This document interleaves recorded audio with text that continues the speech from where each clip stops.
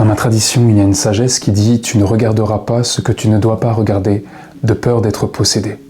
Mais alors, qu'est-ce qui possède le regard de l'homme et comment s'en défaire ? L'autre jour, je discutais avec des proches et je me rendais compte à quel point les influences médiatiques et la souffrance véhiculée par les médias pouvaient être omniprésents dans nos discussions, mais aussi à quel point on pouvait s'attribuer une cause à défendre à travers cette souffrance-là. Regarder une chose, c'est laisser entrer en soi une influence. Si cette influence ne peut ni être supportée, digérée ou transformée en sagesse, alors c'est le blocage et le déséquilibre qui apparaît et engendrera inévitablement la perte de la connaissance de soi, c'est-à-dire le doute. Croire que l'on peut défendre des causes et des valeurs qui proviennent d'un monde extérieur, alors que par le fait même que ces causes et ces valeurs engendrent la peur, le doute, le mécontentement, nous montre que nous sommes dépossédés des valeurs fondamentales de notre être, de notre âme. Puisque sinon nous serions sereins, nous serions stables, peu importe les influences extérieures.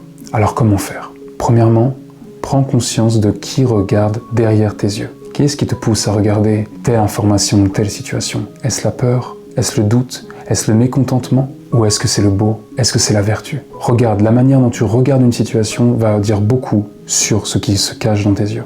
Deuxièmement, laisse entrer en toi la nature. Regarde un arbre, regarde un ruisseau, regarde la neige, regarde le soleil, regarde ces mondes qui sont beaux, qui sont vivants.